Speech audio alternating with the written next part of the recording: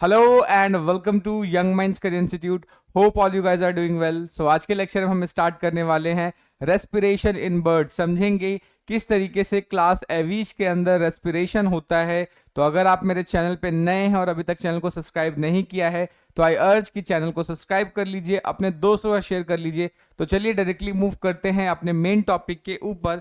लेकिन उससे पहले अगर आप बीएससी जूलॉजी सेमेस्टर 1 के स्टूडेंट हैं तो आप सभी लोगों के लिए हमने अपना ऑनलाइन कोर्स लॉन्च किया है जो कि जस्ट 599 का है। इसके साथ आपको बहुत सारे पर्क्स मिलते हैं, तो एक बार जाके आप एप्लीकेशन पे चेकआउट कर सकते हैं जिसका लिंक आपको डिस्क्रिप्शन में मिल जाएगा।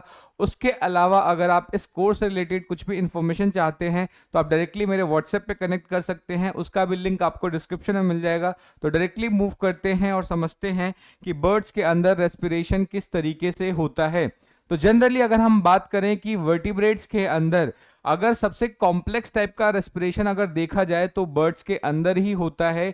यहां पर जनरली क्या है, आपने देखा होगा फॉर एग्जांपल अगर मैमल्स की बात करते हैं या इवनली अगर हम ह्यूमंस की बात करें तो हमारे जो लंग्स है, लंग्स के पास एक्सपेंशन और कॉन्ट्रैक्शन की कैपेबिलिटी प्रेजेंट होता है। ह्यूमंस के अंदर डायफ्राम प्रेजेंट होता है जो कि लंग के वॉल्यूम को एक्सपैंड या कॉन्ट्रैक्ट करने में हेल्प करता है। लेकिन बर्ड्स के साथ ये दिक्कत है, बर्ड्स के जो लंग्स होते हैं वो इनइलास्टिक होते हैं, यानी उनके अंदर आपको एक्सपेंशन की कैपेबिलिटी देखने को नहीं मिलती है और साथ के साथ वहां पर डायफ्राम भी एब्सेंट होता है। अब डायफ्राम एब्सेंट ही है तो ऑब्वियस सी बात है लंग्स को कौन एक्सपेंड करेगा या लंग्स के अंदर एक्सपेंशन किस तरीके से होगा। तो हमें यह देखने को मिलता है कि बर्ड्स का जो लंग्स है वो टोटली इनइलास्टिक होता है, उसके अंदर किसी भी तरीके का एक्सपेंशन देखने को नहीं मिलता। तो अब जब एक्सपेंशन ही नहीं देखने को मिलता तब वहां पर किस तरीके से जो एयर है वो एटमॉस्फेयर से उनके लंग्स के अंदर जाएंगे, तो वो सारी की सारी चीजें हम आज के लेक्चर में डिस्कस करने वाले हैं। अब यहां पर क्या होता है, बर्ड्स के अंदर एक एफिशिएंट मेथड होता है। बर्ड्स के लंग्स के साथ बहुत सारे एयर सैक प्रेजेंट होते हैं और ये जो एयर सैक हैं ये पार्टिसिपेट करते हैं वॉल्यूम को इंक्रीज या डिक्रीज करने के लिए, ठीक है। और सबसे इंपॉर्टेंट चीज कि जनरली आपने देखा होगा कि ह्यूमन जब रेस्पिरेशन करता है तो एक बार इंस्पिरेशन कर रहा होता है और एक बार एक्सपिरेशन कर रहा होता है। लेकिन बर्ड्स के अंदर एक सबसे इंपॉर्टेंट चीज जो आपको याद रखनी होगी कि बर्ड्स के अंदर इंस्पिरेशन और एक्सपिरेशन दो दो बार होता है, ठीक है। यानी जो दोनों प्रोसेस है वो दो बार होने वाला है, जिसकी वजह से जो लंग्स है उसको कंटिन्यूअसली ऑक्सीजनेटेड एयर मिल रहा होता है और जो लंग्स की जो बेसिकली बोल सकते हैं कि जो एफिशिएंसी है वो काफी अच्छी इंक्रीज हो जाती है, जिसकी वजह से वो लंबी लंबी फ्लाइट्स को कवर कर सकता है। क्योंकि ऑब्वियस सी बात है, आपने बर्ड्स को देखा है वो कंटिन्यूअसली फ्लाई कर रही होती हैं, तो उस समय उनको बहुत ज्यादा एनर्जी की रिक्वायरमेंट होती है, बॉडी को बहुत ज्यादा ऑक्सीजन की रिक्वायरमेंट होती है, तो कंटिन्यूअसली उनको ऑक्सीजन की जरूरत पड़ती है। और ये जो उनका मैकेनिज्म है वो बेसिकली उनको हेल्प करता है कि कंटिन्यूअसली उनको ऑक्सीजन मिलता रहे, ठीक है। अब किस तरीके से रेस्पिरेशन हो रहा है बर्ड के अंदर उसको एक बार समझ लेते हैं, उसके बाद फिर पीपीटी की मदद से भी उन सभी चीजों को एक्सप्लेन कर लेंगे, ठीक है। तो सबसे पहले अगर हम बात करें, अगर आपने किसी बर्ड को देखा होगा, अगर किसी बर्ड को नहीं देखा होगा तो सबसे आसान सा एग्जाम्पल है कबूतर या कोलंबा लिविया की बात कर रहे हैं हम यहाँ पे। तो सपोज आपने जनरली अगर मैं पिजन की बात करूं तो जो उसका बीक होता है, जनरली जो बीक है, ठीक है, डायग्राम पे नहीं जाएंगे, जस्ट ये समझाने के पर्पस से है। तो जो अपर बीक होता है, अपर बीक के बेस में यहां पर उनके दोनों साइड क्या होगा, इस तरीके से एक होल लाइक स्ट्रक्चर्स होता है, जिसके इस तरीके से जो अपर बीक है, अपर बीक के ऊपर इस तरीके से एक छोटा सा छेद होता है, एक छिद्र होता है, ठीक है, जिसको हम एक्सटर्नल नेयर बोलेंगे, ठीक है। इसको क्या नाम देते हैं, एक्सटर्नल नेयर बोलते हैं, ठीक है। अब ये जो एक्सटर्नल नेयर है बेसिकली वैसा ही काम करता है जैसे हमारे अंदर नॉस्ट्रिल काम करते हैं, यानी ये बेसिकली बोल सकते हैं कि नाक के जो छेद होते हैं वो उसकी तरह बिहेव करते हैं या उसकी तरह एक्ट करते हैं। तो ये जो एक्सटर्नल नेयर है, एक्सटर्नल नेयर की मदद से ही अब ये जो एयर है ये बर्ड के अंदर जाता है, बर्ड के बॉडी के अंदर, या बोल सकते हैं कि रेस्पिरेटरी ट्रैक के लिए ये एंटर करता है। तो एयर को एंट्रेंस प्रोवाइड करने के लिए या एयर बेसिकली बर्ड्स के रेस्पिरेटरी ट्रैक के अंदर जाए, उसके लिए एयर कहां से एंटर करेगा, इस एक्सटर्नल नेयर की मदद से एंटर करेगा। ठीक है, अब जब यहां से एयर एंटर कर जाता है, अब एंटर करने के बाद अब अंदर की बात करें तो यहां पर क्या होगा, इसके जस्ट बाद आप देखेंगे कि यहां पर नेजल सैक प्रेजेंट होता है। क्या प्रेजेंट होता है? नेजल सैक प्रेजेंट होगा। अब नेजल सैक के बाद एयर कहां जाता है? फेरिंग्स में एंटर करता है। कहां पे एंटर करता है? फेरिंग्स में एंटर करता है। अब फेरिंग्स में एंटर करने से पहले यहां पर एक इंटरनल नेयर भी प्रेजेंट होता है। ठीक है, इंटरनल नेयर की मदद से जो एयर है वो कहां पर? फेरिंग्स में एंटर करेगा। तो अभी जस्ट मैं आपको क्या बता रहा हूं, एयर का पैसेज बता रहा हूं, फिर उससे रिलेटेड स्ट्रक्चर्स बताऊंगा और किस तरीके से मैकेनिज्म होता है, वो सारी चीजें समझेंगे तो पूरा का पूरा रेस्पिरेशन अच्छे से कंप्लीट हो जाएगा। ठीक है, तो सबसे पहले क्या है कि एक्सटर्नल नेयर की मदद से जो एयर है बर्ड के रेस्पिरेटरी ट्रैक के लिए एंटर करता है। ठीक है, उसके बाद फिर अंदर की तरफ नेजल सैक से होता हुआ वो फेरिंग्स की तरफ जाता है, लेकिन उससे पहले बीच में एक इंटरनल नेयर जैसा स्ट्रक्चर भी आता है। ठीक है, अब जैसे ही फेरिंग्स में आएगा, फेरिंग्स के बाद क्योंकि फेरिंग्स एक कॉमन चैम्बर होता है, उसके बाद क्या है, यहां से जो एयर है, उसके बाद आपने देखा होगा ह्यूमंस के अंदर भी दो फेरिंग्स के बाद दो स्ट्रक्चर होते हैं, ट्रैकिया प्रेजेंट होता है, इसोफेगस प्रेजेंट होता है। तो सेम चीज यहां पर क्या होगा कि फेरिंग्स के बाद एयर को ट्रैकिया में जाना होता है, लेकिन उससे पहले अगर आप देखेंगे तो एक स्ट्रक्चर और आपको देखने को मिलता है जिसको हम लैरिंग्स बोलते हैं। ठीक है, और उसके जस्ट ऊपर यहां पर कि जनरली एयर के अंदर जनरली जो ये फूड विंड पाइप है, विंड पाइप के अंदर फूड का कोई पार्टिकल ना चला जाए, तो इस विंड पाइप को प्रोटेक्ट करने के लिए यहां पर एक स्ट्रक्चर और प्रेजेंट होता है जिसको हम ग्लॉटिस बोलते हैं। इसको क्या बोलते हैं? ग्लॉटिस बोलते हैं। तो ग्लॉटिस इसको प्रोटेक्ट करता है लैरिंग्स को। ठीक है, तो जनरली फेरिंग्स के बाद क्या आएगा, जो एयर है लैरिंग्स के अंदर एंटर करता है। ठीक है, अब सबसे इंपॉर्टेंट चीज जो लैरिंग्स के बारे में आपको ध्यान रखनी है कि लैरिंग्स बेसिकली कार्टिलेजिनस रिंग जैसे स्ट्रक्चर से मिलकर बनता है। अगर हम बर्ड के लैरिंग्स के बारे में बात करें तो बर्ड्स के लैरिंग्स में जो आपको याद रखना है वो क्या याद रखना है कि बर्ड्स के लैरिंग्स के अंदर आप देखोगे कि 4 क्रिकोइड कार्टिलेज देखने को मिलता है, 2 एरेटिनोइड कार्टिलेज देखने को मिलता है। बट अगर हम बात करें यहां पर जो थायराइड कार्टिलेज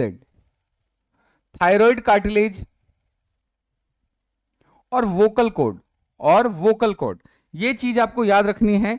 थायराइड कार्टिलेज और वोकल कॉर्ड ये एब्सेंट होता है बर्ड्स के अंदर ये जो स्ट्रक्चर्स हैं थायराइड कार्टिलेज और वोकल कॉर्ड, ये एब्सेंट होगा। तो जनरली अगर हम बात करें जो लैरिंग्स हैं यहां पर वॉइस प्रोड्यूस नहीं करता, बर्ड्स के अंदर वॉइस प्रोड्यूस करने के लिए एक स्पेशल स्ट्रक्चर्स प्रेजेंट होता है जिसको हम सेरिंग्स बोलते हैं। ठीक है, अभी उसको हम समझेंगे यहां पर। तो अभी तक हमने क्या समझा कि जो एयर है एक्सटर्नल लेयर की मदद से नेजल सैक्स की मदद से फेरिंग्स में एंटर करेगा, फेरिंग्स के बाद कहां एंटर करता है? लैरिंग्स के अंदर एंटर करता है। अब यहां पर जो एयर है लैरिंग्स के अंदर एंटर करेगा, लैरिंग्स के अंदर एंटर करने के बाद वो ट्रैकिया के अंदर जाता है। ठीक है, अब ये जो ट्रैकिया होता है, अगर हम ह्यूमंस की बात करें तो ह्यूमंस के अंदर जो ट्रैकिया होता है उसको कोलैप्स होने से बचाने के लिए यहां पर आपने देखा होगा कि कार्टिलेजिनस रिंग प्रेजेंट होता है। तो लेकिन ह्यूमंस के अंदर जो कार्टिलेजिनस रिंग होते हैं वो इनकम्प्लीट होता है। लेकिन अगर हम बर्ड्स के बारे में बात करें तो बर्ड्स के अंदर जो कार्टिलेजिनस रिंग्स होते हैं वो क्या है? कंप्लीट होते हैं, वो पूरा का पूरा होता है। ह्यूमन में सी शेप का कार्टिलेजिनस रिंग होगा, लेकिन बर्ड्स की अगर हम बात करें तो बर्ड्स के अंदर ये जो कार्टिलेजिनस रिंग होता है वो पूरा का पूरा ये जो ट्रैकिया है उसको कंप्लीट कवर करता है। ठीक है, और ये ध्यान रखना है। और ये जो पूरा का पूरा कार्टिलेजिनस रिंग है वो पूरे ट्रैकिया में तो कंप्लीट होगा, लेकिन अगर हम सेरिंग्स की बात करें तो सेरिंग्स का जो फर्स्ट रिंग होता है वो कंप्लीट होगा और बाकी जो रिमेनिंग रिंग्स है वो इनकम्प्लीट होगा। तो ध्यान रखना है, ट्रैकिया के अंदर जो रिंग होगा कंप्लीट होगा और सेरिंग्स का जो फर्स्ट रिंग होगा वो कंप्लीट होगा। सेरिंग्स के रिमेनिंग जो रिंग्स होते हैं वो क्या होते हैं? इनकम्प्लीट होंगे। और ये जो रिंग्स हैं इनका काम क्या होगा? ये कोलैप्स से बचाते हैं, कि उनको कोलैप्स होने नहीं देते हैं। ठीक है, तो ये ध्यान रखना है। तो अब जनरली यहां से क्या होगा कि एयर लैरिंग्स के बाद ट्रैकिया में एंटर करता है, ट्रैकिया में एंटर करने के बाद फिर एयर कहां जाता है? सेरिंग्स के अंदर जाता है। ठीक है, अब ये जो सेरिंग्स है बेसिकली एक मेम्ब्रेनस स्ट्रक्चर होता है जिसको हम टिम्पैनम बोलते हैं। ठीक है, अब ये जो सेरिंग्स है आगे जाने के बाद इस तरीके से जो ट्रैकिया वाला पार्ट है ये 2 पार्ट में डिवाइड हो जाता है, 2 प्राइमरी ब्रोंकाई में डिवाइड होता है। तो ये जो दो स्ट्रक्चर्स देख रहे हो ये क्या है, ब्रोंकस या इसको प्राइमरी ब्रोंकाई बोलेंगे, ठीक है। तो ये दो पार्ट में डिवाइड होगा और ये जो प्राइमरी ब्रोंकाई है ये सेरिंग्स के जिस पार्ट में इस तरीके से कनेक्ट होते हैं वहां पे एक स्पेशल स्ट्रक्चर बनता है जिसको पैसिलस बोलते हैं, ठीक है।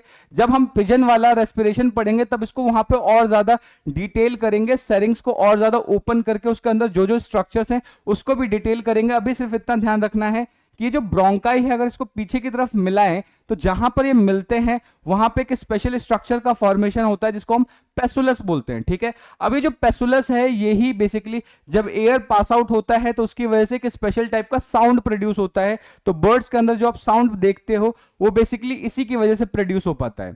अब ये जो प्राइमरी ब्रोंकाई है ये प्राइमरी ब्रोंकाई सीधे आगे की तरफ किसमें एंटर करता है, लंग्स के अंदर एंटर करता है। और आप देख पाओगे कि यहां पर आप दो लंग्स देख रहे हो, तो ये जो प्राइमरी ब्रोंकाई है ये कंटिन्यूअसली बिल्कुल सीधा सीधा इस तरीके से एंटर करता है टिल एयर सैक। ये जो यहां पर नीचे की तरफ ये देख रहे हो इसको एयर सैक बोलेंगे और क्योंकि ये एब्डोमेन वाले रीजन में होता है इसलिए इस एयर सैक को हम क्या बोलते हैं, एब्डोमिनल एयर सैक बोलते हैं, ठीक है। इस वाले एयर सैक को क्या नाम देंगे, एब्डोमिनल एयर सैक बोलेंगे। सेम एज यहां पर भी ये जो प्राइमरी ब्रोंकाई है कंटिन्यूअसली जाएगा और किधर ओपन होता है, एब्डोमिनल एयर सैक पे एंटर होगा, ठीक है। तो ये जो डायग्राम है इस डायग्राम में देखो सेरिंग्स है, यहां से ये आप देख पा रहे हो कि दो प्राइमरी ब्रोंकाई है और ये कंटिन्यू हो रहा है कहां तक, एब्डोमिनल एयर सैक तक जाता है, ठीक है। अब जब ये एब्डोमिनल एयर सैक तक जा रहा होता है उसी बीच में यहां पर ये जो प्राइमरी ब्रोंकाई है इसके अंदर अब फ्रेगमेंटेशन या बोल सकते हैं इसके अंदर ब्रांचिंग होना स्टार्ट होता है। तो ये जो बेसिकली ये जो प्राइमरी ब्रोंकाई है यहां से सेकेंडरी ब्रोंकाई निकलता है, ठीक है। अब जब सेकेंडरी ब्रोंकाई निकलेगा, सेकेंडरी ब्रोंकाई जहां से निकलता है वहीं से एयर सैक्स का भी फॉर्मेशन होगा। सेकेंडरी ब्रोंकाई क्या करेगा, एयर सैक्स का फॉर्मेशन, सेकेंडरी ब्रोंकाई के पास ही एयर सैक्स का फॉर्मेशन होता है। अब ये जो एयर सैक जो बेसिकली अगर हम एयर सैक्स की बात करें तो एक बलून लाइक स्ट्रक्चर होता है जो इस तरीके से कॉन्ट्रैक्ट या एक्सपेंड कर सकते हैं, ठीक है। तो ये बात आपको याद रखना है। तो यहां से ये जो स्ट्रक्चर्स आप देख रहे हो इनको एयर सैक्स बोलते हैं। ध्यान रखना है एयर सैक्स आपको वहीं पर देखने को मिलेंगे जहां पर प्राइमरी ब्रोंकाई सेकेंडरी ब्रोंकाई के अंदर टूट रहा होता है। इस डायग्राम को अभी हम थोड़ा और डिटेल में समझेंगे, अभी जस्ट मैं आपको स्ट्रक्चर समझा रहा हूं, ठीक है। तो ये जो प्राइमरी ब्रोंकाई है दो पार्ट में इसके फ्रेगमेंटेशन होंगे। सेकेंडरी ब्रोंकाई जहां जहां पर सेकेंडरी ब्रोंकाई होंगे वहां वहां पर एयर सैक्स आपको देखने को मिलेंगे, ठीक है। अब सेकेंडरी ब्रोंकाई आगे जाके फिर डिवाइड होगा टर्शरी ब्रोंकाई में। सेकेंडरी ब्रोंकाई फर्दर डिवाइड होगा किसमें, टर्शरी ब्रोंकाई में। और ये जो टर्शरी ब्रोंकाई है ये लंग्स के अंदर छोटे छोटे टिब्यूल्स लाइक स्ट्रक्चर्स बनाते हैं और ये जो टर्शरी ब्रोंकाई है इसको हम पैरा ब्रोंकाई भी बोलेंगे, ठीक है। और ये जो टर्शरी ब्रोंकाई है वो लंग्स के अंदर बेसिकली क्या करेंगे, इस तरीके से ट्यूबुलर स्ट्रक्चर्स बनाएंगे जहां पर बेसिकली गैसेस एक्सचेंज होता है। तो ये बात आपको याद रखनी है। तो ये पूरा का पूरा स्ट्रक्चर्स होता है। अगर हम बर्ड्स के अंदर एयर सैक्स के बारे में बात करें तो बर्ड्स के अंदर टोटल 9 एयर सैक्स देखने को मिलते हैं। अब ये 9 एयर सैक्स कौन कौन से होते हैं तो इसको एक बार गिन लेते हैं। तो ये यहां पर आप एक बड़ा सा एयर सैक देख रहे हो, इस एयर सैक को हम क्या नाम देते हैं, इसको क्या नाम देंगे, इंटर क्लेविकुलर एयर सैक। तो पहला एयर सैक ये हो गया। उसके बाद क्या है, आपको देखोगे यहां पे क्लेविकुलर एयर सैक देखने को मिल रहा है, एक्स्ट्रा क्लेविकुलर एयर सैक देखने को मिल रहा है। उसके बाद यहां पर एंटीरियर थोरेसिक यहां पे ये वाला जो क्या है आपका, एक होगा एंटीरियर थोरेसिक एयर सैक, एक होगा पोस्टीरियर थोरेसिक एयर सैक, एक होगा एंटीरियर थोरेसिक एयर सैक और एक होगा पोस्टीरियर थोरेसिक एयर सैक। उसके बाद देखेंगे इस तरीके से दो आपको एब्डोमिनल एयर सैक्स देखने को मिलेगा और ऊपर की तरफ देखेंगे तो सर्वाइकल एयर सैक्स देखने को मिलता है। तो जब इन सबको काउंट करेंगे तो टोटल कितने नंबर्स आ जाते हैं, इसके 9 आ जाते हैं, ठीक है। तो टोटल 9 एयर सैक्स होंगे। तो ये पूरा का पूरा स्ट्रक्चर जो है आपका वो बर्ड के रेस्पिरेटरी सिस्टम का है, ठीक है। तो अब इसको अगर मैं समराइज करना चाहूं कि अभी तक हमने क्या पढ़ लिया, अभी तक जो डायग्राम मैंने बताया वो क्या डायग्राम था, उसको एक बार समझते हैं। तो ये जो बर्ड का रेस्पिरेटरी सिस्टम है उसको अगर मैं सम अप करूं तो उसको 3 पार्ट में डिवाइड कर सकता हूं, ठीक है। बर्ड का जो रेस्पिरेटरी सिस्टम है उसको 3 पार्ट में डिवाइड किया जा सकता है, जिसमें से एक सबसे पहली चीज आती है आपकी रेस्पिरेटरी ट्रैक। एक क्या आ जाएगा आपका, रेस्पिरेटरी ट्रैक। दूसरा क्या आ जाएगा आपका, रेस्पिरेटरी ऑर्गन। आ जाएगा रेस्पिरेटरी ऑर्गन, और तीसरी चीज क्या आ जाती है आपका एयर सैक, एयर सैक। तो यानी हम बोल सकते हैं कि बर्ड का जो रेस्पिरेटरी सिस्टम है वो तीन मेजर कंपोनेंट से मिलकर बनता है, जिसमें से एक रेस्पिरेटरी ट्रैक आता है, रेस्पिरेटरी ऑर्गन आता है, एयर सैक आता है। रेस्पिरेटरी ट्रैक का मतलब क्या है, जो पैसेज अभी हमने डिस्कस किया कि सबसे पहले जो एयर है एक्सटर्नल लेयर से फिर बॉडी की, मतलब कि बॉडी के अंदर या रेस्पिरेटरी ट्रैक के अंदर आएगा। तो अभी हमने देखा एक्सटर्नल लेयर से फिर कहाँ जाएगा, नेजल सैक, फिर फेरिंग्स में आएगा, फेरिंग्स के बाद ये लैरिंग्स आ गया, फिर ट्रैकिया आ गया, ट्रैकिया के बाद सैरिंग्स आ जाएगा, फिर ये दो पार्ट में डिवाइड होगा, जिसको हम क्या बोलते हैं प्राइमरी ब्रोंकाई। प्राइमरी ब्रोंकाई से लंग्स के अंदर एंटर करेगा, लंग्स के अंदर से एयर सैक, उसके बाद ये जो प्राइमरी ब्रोंकाई है उसके अंदर फर्दर ब्रांचिंग होगी, सेकेंडरी ब्रोंकाई बनाएगा, टर्शरी ब्रोंकाई बनाएगा, और जहां पर सेकेंडरी मतलब ब्रोंकाई बनता है वहीं पर एयर सैक्स का भी फॉर्मेशन होता है। तो ये सारे के सारे क्या है, पैसेज हो गए, ठीक है। रेस्पिरेटरी ऑर्गन्स की बात करें तो रेस्पिरेटरी ऑर्गन में क्या आ जाएगा, लंग्स आ जाएगा, और एयर सैक अभी हमने देखे ही टोटल 9 होते हैं। तो ये पूरा का पूरा क्या है आपका बर्ड का रेस्पिरेटरी सिस्टम बनाता है। सो आई होप आपको ये अच्छे से समझ में आ गया होगा। अगर फिर भी कोई डाउट है, कोई सजेशन है तो आप कमेंट करके बता सकते हैं। तो आप डायरेक्टली आप बात करेंगे कि बर्ड्स के अंदर रेस्पिरेशन किस तरीके से होता है, क्योंकि ये तो पूरा प्रोसेस हमने समझ लिया। अब हम समझेंगे कि मैकेनिज्म कैसा होता है, बर्ड किस तरीके से रेस्पिरेशन करता है, ठीक है। तो चलिए फिर अब आगे समझते हैं। तो ये जो डायग्राम आप देख रहे हो यहां पर, ये जो डायग्राम है, ये डायग्राम बेसिकली हमें पूरा का पूरा रेस्पिरेशन के बारे में बताता है, ठीक है। तो आप इसको कैसे समझेंगे, तो देखो यहां पर ये हमारा ये जो स्ट्रक्चर देख रहे हो ये ट्रैकिया है, ठीक है। तो सबसे पहले समझेंगे कि जो एयर है किस तरीके से मैकेनिज्म हो रहा है उसको समझते हैं। सबसे पहले जो एयर है इसको मैं यहां पे पहले एक रफ डायग्राम बना देता हूं, जिससे कि समझना थोड़ा आसान हो जाएगा, ठीक है। तो सबसे पहले हम बात करते हैं एक्सटर्नल लेयर की। एक्सटर्नल लेयर, एक्सटर्नल लेयर से जो एयर है वो कहां जाएगा, आपके रेस्पिरेटरी ट्रैक के अंदर एंटर करेगा, ठीक है। अब जब वो रेस्पिरेटरी ट्रैक के अंदर एंटर करता है तो अब मैं डायरेक्टली पहले डायग्राम बना देता हूं, उसके बाद आपको एक्सप्लेन करता हूं कि हो क्या रहा है यहां पे। तो let me draw this diagram for you guys, then उसके बाद हम समझेंगे कि किस तरीके से सारी चीजें हो रही हैं यहां पे।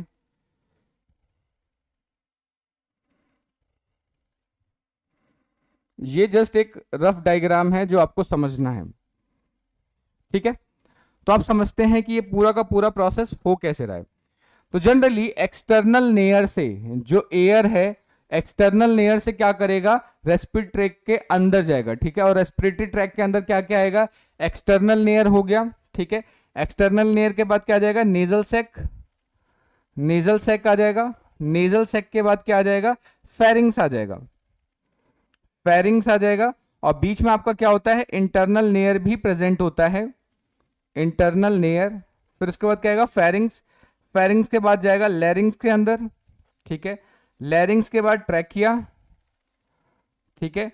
ट्रैकिया के बाद सेरिंग्स, सेरिंग्स, सेरिंग्स के बाद क्या आ जाएगा, प्राइमरी ब्रोंकाई, प्राइमरी ब्रोंकाई, ठीक है। ये प्राइमरी ब्रोंकाई के अंदर चला जाएगा। तो प्राइमरी ब्रोंकाई के अंदर ये जो डायग्राम आप देख रहे हो ये प्राइमरी ब्रोंकाई है। प्राइमरी ब्रोंकाई मैंने आपको बताया था कि ये कंटिन्यूअस चला जाता है, चलता रहता है और लंग्स के अंदर डायरेक्टली एंटर करता है। प्राइमरी ब्रोंकाई से कहां जाता है, लंग्स के अंदर, और लंग्स से डायरेक्टली कंप्लीट, जैसे ही लंग्स कंप्लीट होगा तो हो जाएगा किससे, एब्डोमिनल, एब्डोमिनल एयर सैक, इस तरीके से एंटर होगा। मीनवाइल यहां पे कुछ और प्रोसेस भी होते हैं, तो ये पैसे समझते हैं कि अभी डायरेक्टली एयर कहां गया, सेरिंग्स के बाद का स्ट्रक्चर मैं समझा रहा हूं। तो ये जो बेसिकली पार्ट है वो कहां है, आपका प्राइमरी ब्रोंकाई है, ठीक है। अब प्राइमरी ब्रोंकाई क्या करता है कि प्राइमरी ब्रोंकाई की मदद से जो एयर है वो लंग्स के अंदर एंटर करता है। अब क्योंकि दिक्कत ये है कि जो बर्ड्स के लंग्स है वो तो एक्सपेंड कर नहीं सकते, यहां पे डायफ्राम एब्सेंट है तो उसको एक्सपेंशन कर नहीं सकते। तो अब ये एयर को अंदर कैसे खींचेगा, तो होता क्या है कि ये जो आपका एब्डोमिनल, ये जो आपका एब्डोमिनल एयर सैक है, एब्डोमिनल एयर सैक क्या करता है, इस तरीके से एक्सपेंड करता है। जैसे ही एब्डोमिनल एयर सैक एक्सपेंड करेगा, ऑब्वियस सी बात है यहां का जैसे आपने पढ़ रखा है कि वॉल्यूम के बढ़ते ही प्रेशर कम हो जाएगा। प्रेशर कम होगा तो डायरेक्टली यहां पे एयर इस तरीके से सीधे सीधे लंग्स के थ्रू कहां एंटर करता है, एब्डोमिनल एयर सैक में बहुत सारा एयर एंटर करेगा। अब जैसे ही एब्डोमिनल एयर सैक के अंदर एंटर करेगा तो इस प्रोसेस को हम बोलेंगे इंस्पिरेशन। इसको क्या बोलेंगे, इंस्पिरेशन। अभी मैंने आपको बताया कि बर्ड्स के अंदर 2 इंस्पिरेशन होता है और 2 ही एक्सपिरेशन होता है, ठीक है। अब जैसे ही इंस्पिरेशन हो गया, अब यहां से जो एयर है ये एंटर करता है लंग्स के अंदर, जो टर्शरी ब्रोंकाई होता है। लंग्स के अंदर बेसिकली जो ये ब्रोंकाई यहाँ पे इसकी ब्रांचिंग हो जाती है, तो ये जो प्राइमरी ब्रोंकाई है वो सेकेंडरी ब्रोंकाई और टर्शरी ब्रोंकाई में टूटता है। और टर्शरी ब्रोंकाई कहाँ पे प्रेजेंट होता है, लंग्स के अंदर प्रेजेंट होता है।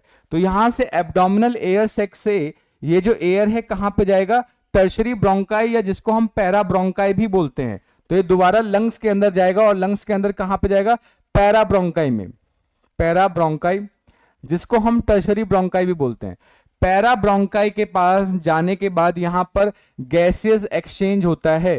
पैरा ब्रोंकाई पे क्या होगा, गैसियस एक्सचेंज होता है, ठीक है। ये बात आपको याद रखना है कि यहां पर गैसियस एक्सचेंज होगा।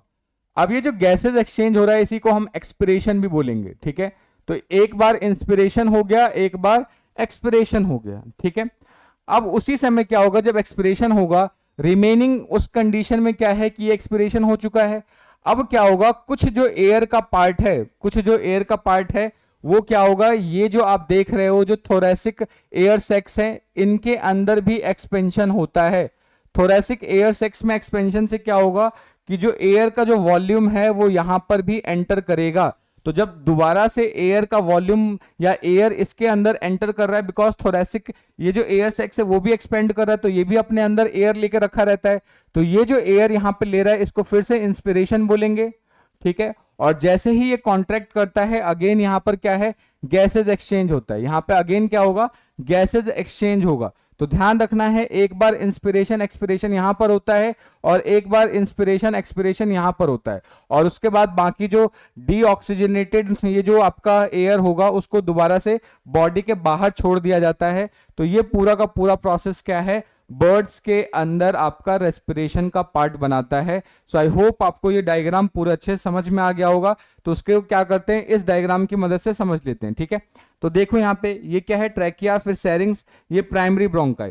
प्राइमरी ब्रोंकाई अब आगे जाने के बाद क्या है, इस तरीके से ये लंग्स के अंदर एंटर हो गया। लंग्स के अंदर जब प्राइमरी ब्रोंकाई एंटर होता है तो उसको हम क्या बोलेंगे, मीजो ब्रोंकस बोलेंगे। लंग्स के अंदर जो प्राइमरी ब्रोंकाई का पार्ट जो होता है उसको मीजो ब्रोंकस बोलते हैं, और ये डायरेक्टली क्या है, आपके एब्डोमिनल एयर सैक्स के अंदर एंटर कर जाता है, ठीक है। अब यहां पर क्या होगा कि ये जो प्राइमरी ब्रोंकाई है इसके अंदर फर्दर क्या होता है, सेगमेंटेशन हो जाता है, ब्रांचिंग हो जाती है, और ब्रांचिंग होने के बाद यहीं पर क्या है, बहुत सारे एयर सैक्स बनते हैं, जैसे क्लेविकुलर एयर सैक्स हो गया, उसके बाद सर्वाइकल एयर सैक्स हो गया, या थोरैसिक एयर सैक्स हो गया, एब्डोमिनल एयर सैक्स हो गया। तो अब एयर इसके थ्रू इस तरीके से एंटर करेगा, एंटर एब्डोमिनल, ये क्या है, एब्डोमिनल एयर सैक एक्सपेंड करेगा तो एयर एंटर करेगा। उसके बाद जो एयर है कहां पे एंटर करता है, आपका पैरा ब्रोंकाई, या जिसको हम टर्शरी एयर सैक्स बोलते हैं। यहां पर गैसेज एक्सचेंज होने के बाद फिर एयर कहां जाता है, आपका जो थोरैसिक एयर सैक्स है वहां जाएगा, और अगेन वहीं पर भी क्या होता है, इंस्पिरेशन एक्सपिरेशन होगा। तो इस तरीके से पूरा प्रोसेस होता है जो आपको ध्यान रखना है, ठीक है। तो इस तरीके से पूरा का पूरा जो रेस्पिरेशन है बर्ड्स के अंदर कंप्लीट होता है। आई होप आपको ये चीजें अच्छे से समझ में आ गई होंगी। अगर फिर भी कोई डाउट है, कोई सजेशन है तो आप कमेंट करके बता सकते हैं, ठीक है। अब हम क्या करेंगे, इसको एक बार पीपीटी की मदद से फटाफट समझ लेते हैं, ठीक है। तो अगर मैं पीपीटी की बात करूं तो पीपीटी में भी यही सारी चीजें लिखी हैं। तो कह रहा है यहां पर क्या होगा, स्मॉल एंड रिजिड लंग्स की बात करें तो जैसे अगर हम मैमल्स की बात करें तो मैमल्स के जैसा यहां पे बर्ड्स का लंग देखने को नहीं मिलता। Unlike mammalian lungs, bird lungs are relatively small होता है और इनइलास्टिक नेचर का होता है, यानी ये एक्सपेंड नहीं कर सकता है, and do not change the volume during breathing, और ब्रीदिंग के समय में वो अपनी वॉल्यूम को बदलाव, उसके वॉल्यूम के अंदर किसी भी तरीके का बदलाव देखने को नहीं मिलता। ये बात आपको याद रखना है।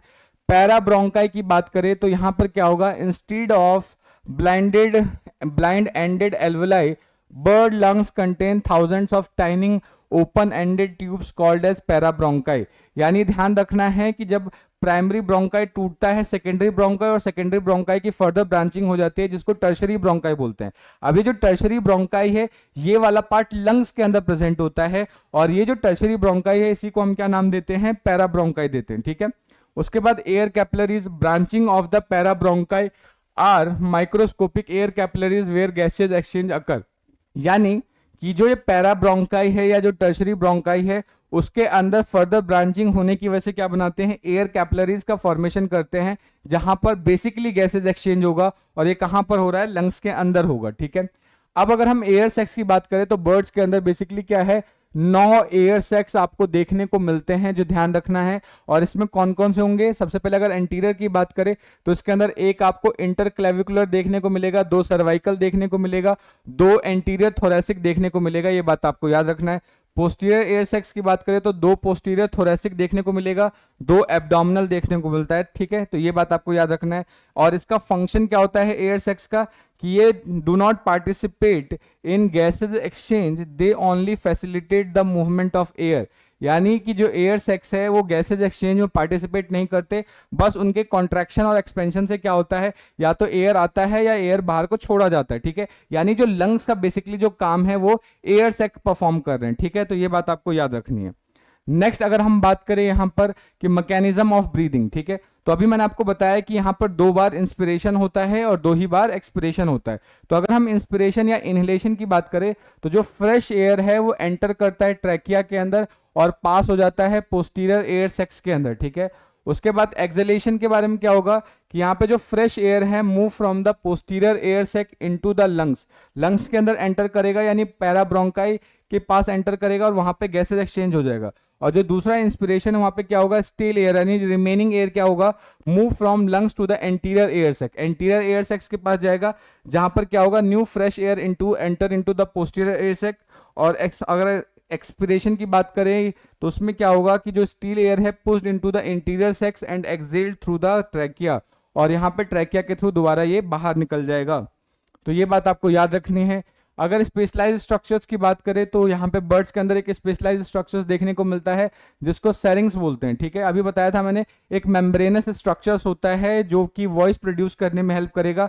तो ये बात आपको याद रखना है। बर्ड्स के अंदर न्यूमेटिक बोन्स प्रेजेंट होते हैं, यानी hollow bones, basically hollow bones present होते हैं जो उसको फ्लाइंग में हेल्प करते हैं, यानी एक फ्लाइंग एडेप्टेशन होता है बर्ड्स के अंदर, ये बात आपको याद रखना है। और सबसे इंपॉर्टेंट चीज कि बर्ड्स के अंदर डायफ्राम एब्सेंट होता है जिसकी वजह से वो थोरैसिक वॉल्यूम को इंक्रीज नहीं कर सकता, ये बात आपको याद रखना है। तो ये सारी चीजें क्या हैं कि बर्ड्स के अंदर ये आपको प्रेजेंट देखने को मिल जाती हैं, ठीक है। तो इसी के साथ हमारा आज का लेक्चर यहीं पे एंड होता है। Hope you have enjoyed the session. सारी चीज अच्छे से समझ में आ गई होंगी। अगर फिर भी कोई डाउट है, कोई सजेशन है तो आप कमेंट करके बता सकते हैं। मिलते हैं नेक्स्ट वीडियो में, तब तक के लिए जय हिंद दोस्तों, थैंक यू।